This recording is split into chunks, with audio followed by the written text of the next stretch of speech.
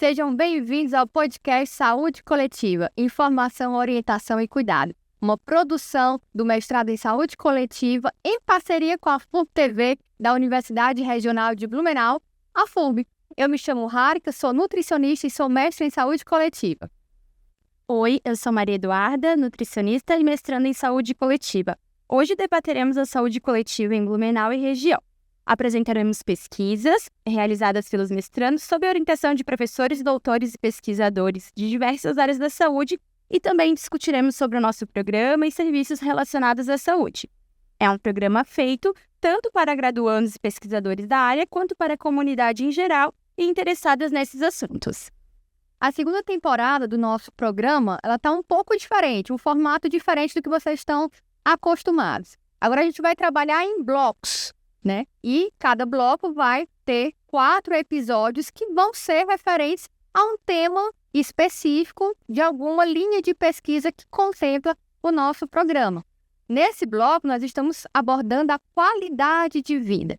E para falar sobre qualidade de vida, o tema de hoje é baseado na pesquisa de dissertação da mestre Milene, que teve como tema repercussões da Covid-19 na saúde mental dos profissionais de saúde da atenção primária à saúde. E a nossa convidada, como eu falei, é a autora e mestre em saúde coletiva, Milene Negri Heiser.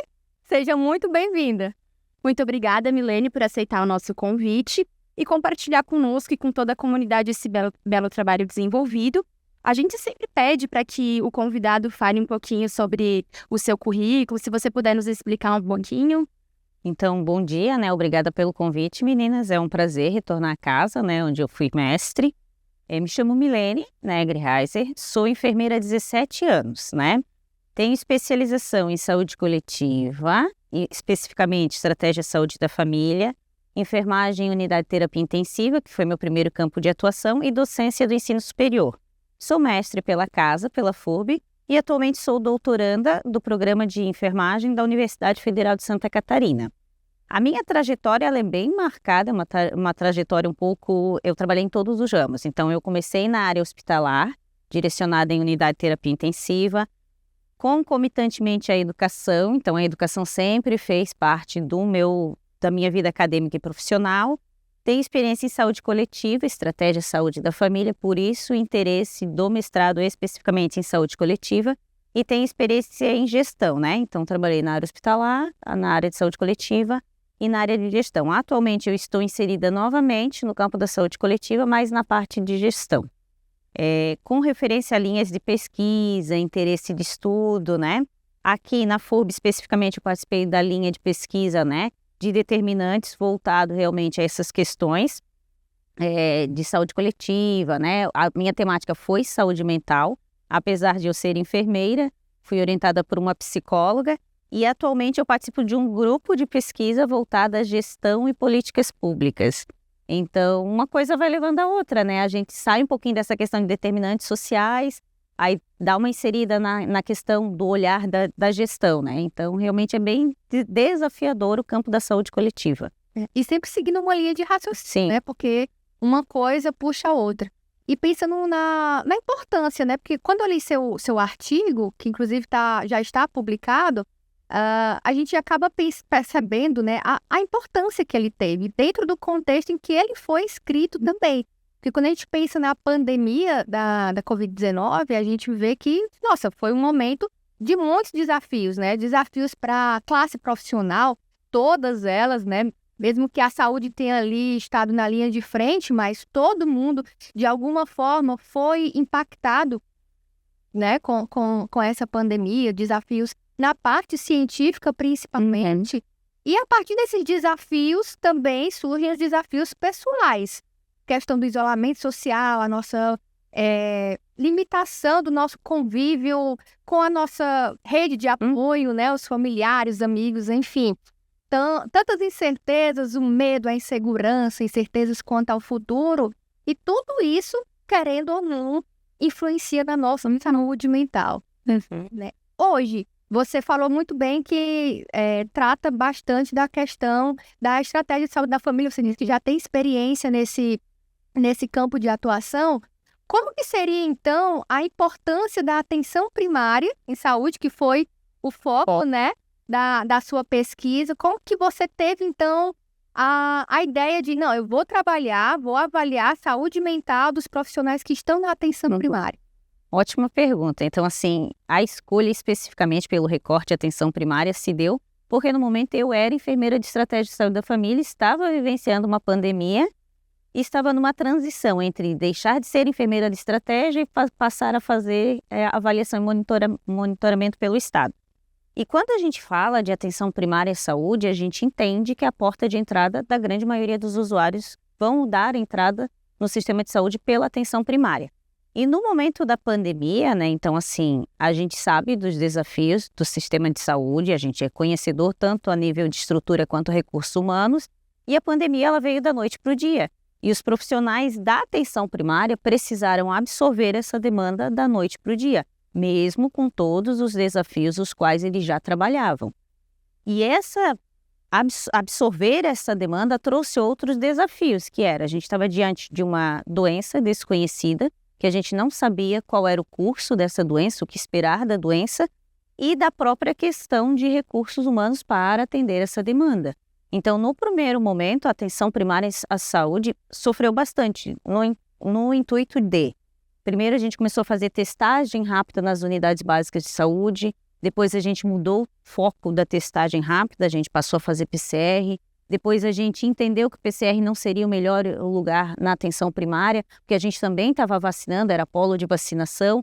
Então isso trouxe tudo, muita informação. A gente teve uma produção excessiva e massiva de material, mas a gente não teve tempo para absorver isso. Então os profissionais da atenção primária ficaram entre o que está sendo publicado, Organização Mundial da Saúde, Pan-Americana, Ministério da Saúde, o paciente na frente dele, e com uma demanda que ele sabia que aumentou muito o quantitativo de número. Então, ele precisou trabalhar com isso tudo ao mesmo tempo, sem ter um tempo para absorver essa informação. Então, o intuito de fazer a pesquisa era entender como eles estavam se sentindo e como eles estavam trabalhando com tudo isso, porque a gente sabe e entende que falar de saúde mental do profissional da saúde ainda é um desafio, né? Falar da saúde do trabalhador é um desafio. E principalmente daquele que está prestando cuidado de saúde, né? Então, num primeiro momento, a atenção primária ficou com muita informação, sem um direcionamento adequado, que era aquilo que a gente viu do fique em casa, se reserve, pacientes com comorbidade. Num segundo momento, ela começou a avançar um pouquinho mais, porque daí ela começou a entender, né, e a manejar esse fluxo, ganhou um pouco mais de espaço para começar realmente a direcionar o atendimento. Mas aí a gente vivenciou também a autonomia, né? Cada município fez uso da autonomia que está na Constituição, e daí a gente teve modelos de assistência diferente em cada município. Isso também gerou angústia. Eu acredito. Mudanças muito drásticas e muito rápidas, né? Ao mesmo tempo, hoje você estava fazendo algo, amanhã já não era mais aquilo que valia, então tinha que mudar. E quando a gente pensa no fluxo de trabalho, né? Fluxo de atendimento também. E pensando também como que isso influencia a quem estava sendo atendido. Porque, querendo ou não, também gera uma ansiedade, gera toda uma questão de dúvida quanto a isso. Não só para quem está sendo atendido, como para os profissionais, né? E nessa perspectiva, até queria te perguntar de que forma foi avaliado, né, esses profissionais da atenção primária em saúde que estavam vivenciando a Covid-19. Eu também passei por uma transição na pesquisa, então no primeiro modelo a ideia era fazer a entrevista pessoalmente. Aí, diante do contexto e da sobrecarga de trabalho deles, eu migrei para então entrevistá-lo numa plataforma, né, síncrona, porque eu entendi, né, eu também era profissional, sabia que eles estavam sobrecarregados, eles não conseguiriam ter um tempo na agenda que eu pudesse ir entrevistá-lo. Então a gente acabou fazendo as entrevistas mais no final de semana, à noite, dentro da disponibilidade deles, né? Então, assim, várias questões foram bem interessantes de ouvir, porque quando tu tá ali naquela rotina, com aquele monte de paciente para atender, eles tendo que se paramentar, né? Então, isso leva tempo entre um atendimento e outro, paramenta, desparamenta, pensando em questões de biossegurança, no espaço mesmo que tu tinha para trabalhar. Então, isso foram questões que apareceram muito evidentes na pesquisa, né? Então, uma delas foi a mudança no processo de trabalho, porque assim, eles atendiam 20 pacientes dia. Eles vão continuar atendendo os 20, mas os 20 com um cuidado peculiar. Então, é 20 pacientes ainda, assim, mas com paramentar, desparamentar, é a questão de biossegurança, é protocolo que mudou de um dia para o outro. Então, num dia a gente fazia testagem rápida, no outro a gente coletava PCR e direcionava. A própria questão ali da emissão dos atestados médicos também mudou muito ao longo da Covid. As orientações também com relação aos profissionais de saúde. Então, isso foi bem conturbado, essa mudança no processo de trabalho. E o foco principal foi a comunicação, né? Que a gente sabe que a maneira que chegou a informação nem sempre foi a maneira que a gente gostaria de ter recebido a informação por uma questão de falta de tempo, de sobrecarga. Então, isso também foi uma das coisas que eles relataram e que incomodou muito, a maneira com a qual as coisas chegaram. Muitas chegaram por WhatsApp, esse é o novo protocolo, foi aprovado hoje, está em vigência a partir de amanhã, então assim, tem que ler para amanhã o paciente está lá. Então foi bem interessante ouvir isso, porque muitas vezes quando você está no contexto do atendimento, tu está ali realmente fazendo e tu não está fazendo essa reflexão. Então quando tu faz a reflexão, tu começa a pontuar outras questões, né? Tu comentou algo bem interessante, que ainda tinha a sobrecarga, né? Porque quando a gente for pensar que eles também estavam ali, enfim, estavam suscetíveis a serem infectados e a pegarem atestados. E antes era a atestado de 15 dias, né? Ou se alguém da família pegava, a pessoa também tinha que ficar em isolamento social e isso acabava sobrecarregando os demais profissionais. Aí você entrevistou, no caso, 19 profissionais de saúde. E como que você descreveria, então, as repercussões de todos esses desafios que você citou aqui, né? Como foi, então, a repercussão desses desafios na saúde mental desses profissionais? Foi bem intenso, assim. Então, o que eles trouxeram, né, nas entrevistas, né? E as falas foram muito impactantes, né? Porque eles falavam, assim, que uma das falas me marcou muito. O entrevistado falou assim, para mim é tipo um liquidificador que tu põe tudo junto, todas as tuas emoções, sensações e sentimentos e bate tudo junto. Porque eu estou ali atendendo aquela demanda que está entrando no consultório e daí também, né, muitos já entravam, fazem lá uma pesquisa na internet, já entravam mais ou menos com uma linha tentando direcionar o profissional de saúde para que eu gostaria disso e a gente sabe que, né, a gente precisa de evidências científicas para... Então, tiveram que lidar também com esse outro lado, paciente chegando e os profissionais de saúde têm família, tem marido, filho, companheiro. E as pesquisas mostram, né, que o profissional de saúde ele se encaixa num grupo de risco, que ele tem o dobro de probabilidade de adoecimento mental diante de epidemias e a gente vivenciava uma pandemia. Então, né, questões, aqueles que já tinham alguns agravos em saúde mental, isso realmente teve uma maior fragilização e aqueles que não tinham risco para. Então, muitos profissionais vivenciaram síndrome do pânico, burnout, precisaram fazer terapia, precisaram se afastar. E daí isso tudo impacta no quê? Na qualidade de vida dele e na qualidade da assistência do cuidado que ele está prestando, né?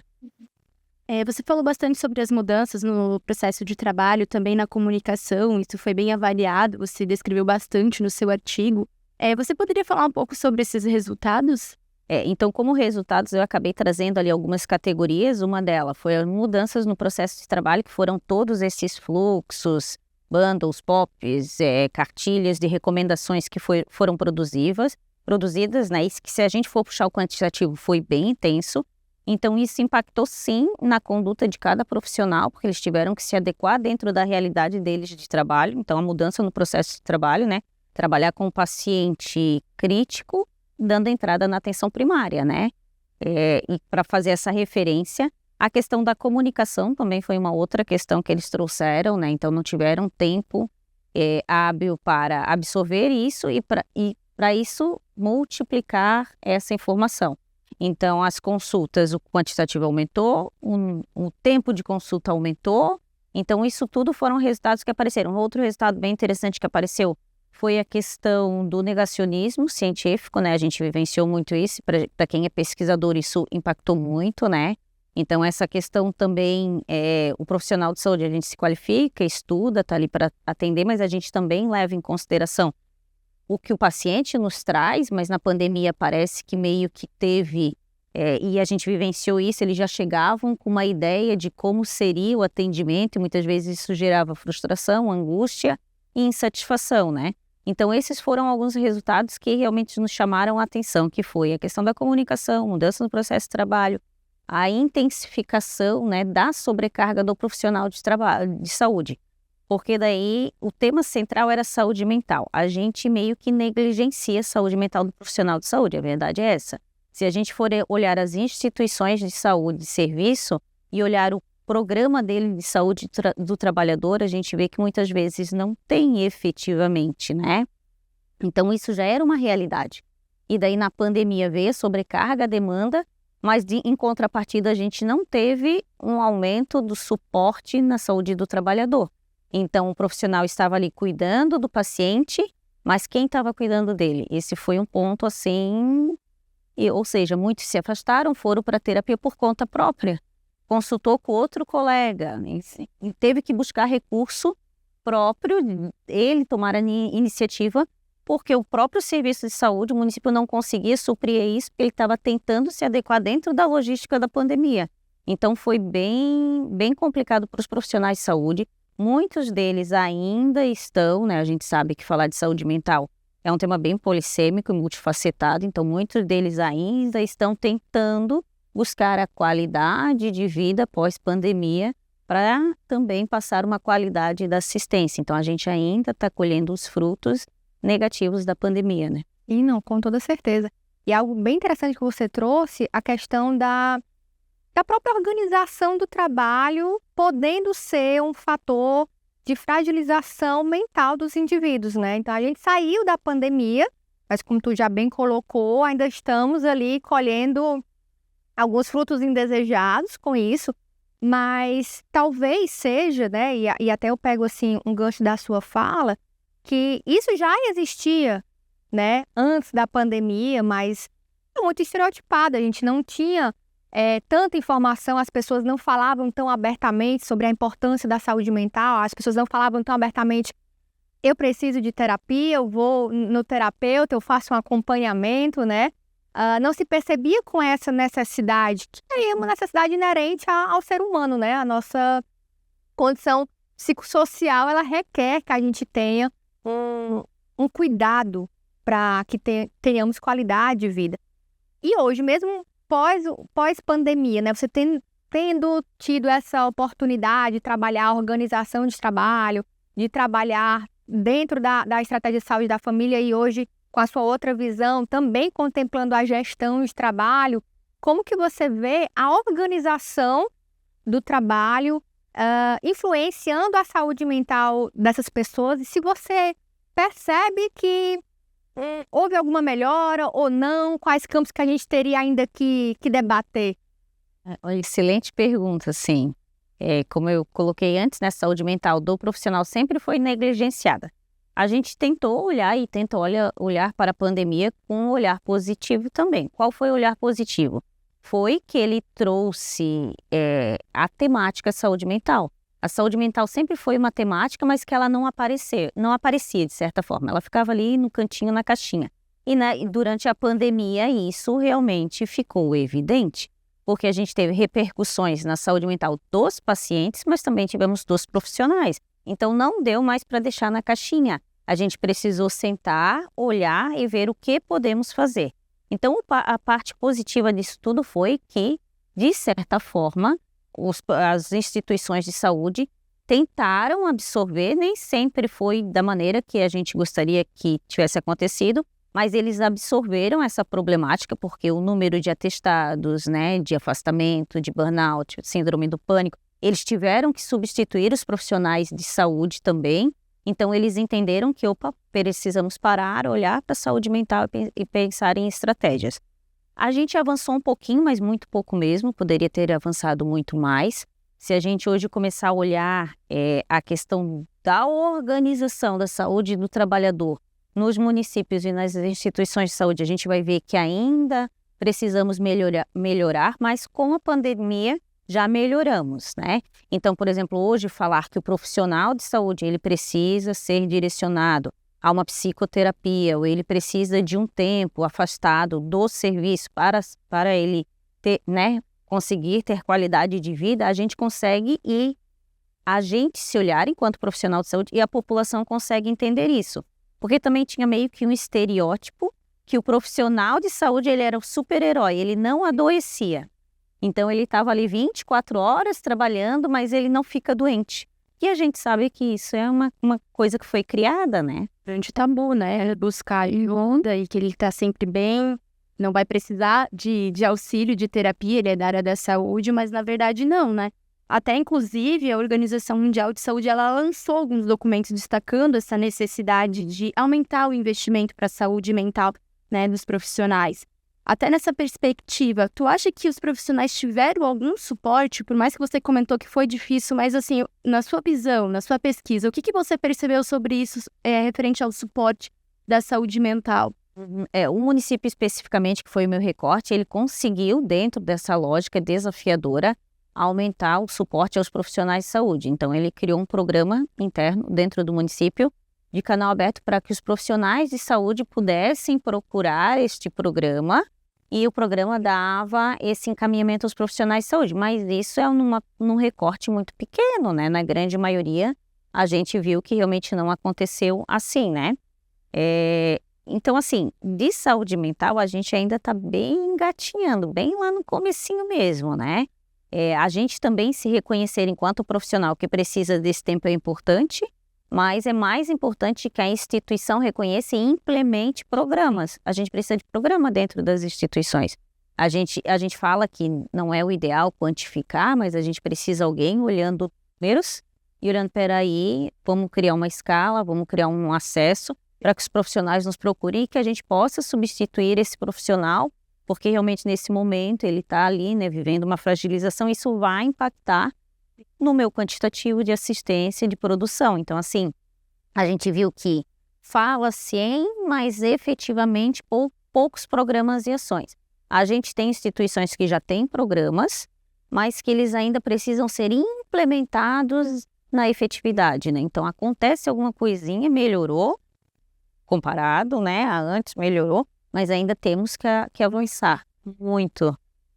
A gente pensa, né, estereótipos, ainda tem a estigmatização em relação à saúde mental, e isso a gente acaba percebendo que é em vários setores, né, na atenção primária, na atenção secundária, na atenção terciária, porque pensando, estendendo, né, as pessoas que estavam trabalhando dentro dos hospitais. E aqui eu até me coloco, porque na época da pandemia eu estava atuando no âmbito hospitalar, a gente percebe que há ainda essas barreiras e aquele peso, como você bem colocou, né, que são os heróis da saúde. Isso para você realmente chegar e se sentir, olha, esse aqui é o meu limite, né, eu estou me percebendo dessa forma e eu preciso agora, né, parar. Isso era muito difícil. Até porque tinha a questão da limitação de mão de obra também, não é? Então, muitas pessoas elas acabavam se sobrecarregando pela necessidade de mão de obra, como também por esse peso de uma responsabilidade de cuidado, do cuidado em si.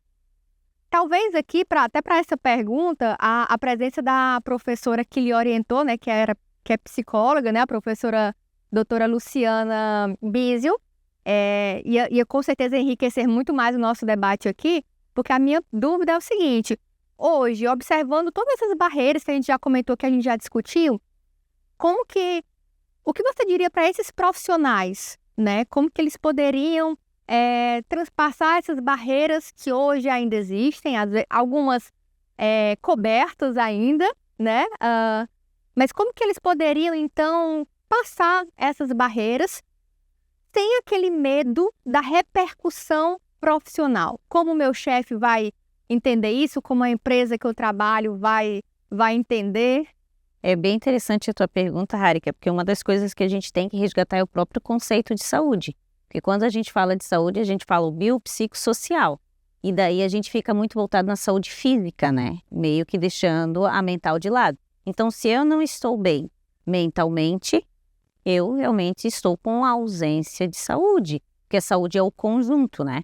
Então, assim, a gente precisa identificar se eu não tenho uma saúde do trabalhador tão fortalecida no ambiente que eu trabalho, eu preciso buscar medidas e estratégias para. E daí tem N's, né? Yoga, meditação, cada um vai para o campo que mais tem afinidade. Então, isso também foi uma coisa que apareceu na pesquisa. Então, eles relataram, eu voltei a participar do grupo da igreja, eu voltei a fazer meditação, eu intensifiquei as minhas atividades físicas, mesmo chegando exausto pós-trabalho, porque eu entendo que eu preciso disso para me gerar qualidade de vida e que vai melhorar meu processo e, consequentemente, eu consigo me recuperar para me apresentar no campo de trabalho. Então, assim, muitas vezes a gente também cria isso, fica esperando da gestão um programa de saúde do trabalhador, esquecendo de fazer a nossa parte, né? Então, a gente vai sempre voltar ao ponto inicial, resgatar o conceito de saúde na sua plenitude, para daí eu realmente ter argumento e embasamento para dizer, olha, a gente não tem que falar de estereótipos, porque a saúde mental, ela está no conceito que a gente trabalha de saúde, né? O biopsicossocial. Então, é um conjunto. Então, realmente, é por isso que esse aqui é um tema complexo e multifacetado, porque saúde, a gente tem um conceito que a gente segue, mas cada um tem sua visão, seu olhar, né? Então, falar de saúde mental foi bem peculiar dentro de uma pandemia, porque a gente já entendia um montante de serviço e sobrecarga que aconteceria, mas a gente não sabia como os profissionais iriam absorver essa demanda e se comportar diante da pandemia. E daí veio para comprovar tudo aquilo que a gente falou durante anos da saúde do trabalhador e da negligência de ações e serviços da saúde mental. É que nem a própria qualidade de vida, né? A tua fala me lembrou muito bem a nossa convidada do episódio anterior, que foi também mestre a Fernanda, e ela avaliou a qualidade de vida através de um instrumento. E muito da fala dela foi a questão de que qualidade de vida é algo muito individual. O que, para mim, eu prezo como qualidade de vida, para você pode ser diferente, para a Duda vai ser outra coisa também, né? Mas a gente tem que se perceber que é preciso buscar, né? É preciso se assumir nesse papel de protagonista também da sua própria saúde, né? E se ter como um compromisso, né? Bem como você colocou. Colocar como prioridade. Cada um sabe do seu limite também. E referente a hoje, quero agradecer a vocês. Eu acredito que conseguimos tirar várias dúvidas sobre esse tema que é muito importante. Então, eu quero agradecer ao nosso público, à audiência, também o pessoal que está envolvido na elaboração desse podcast. A Milene, por ter vindo aqui conversar conosco. Espero que a gente possa conversar novamente. Agradecer a Harika também pela parceria de sempre. Muito obrigada, meninas.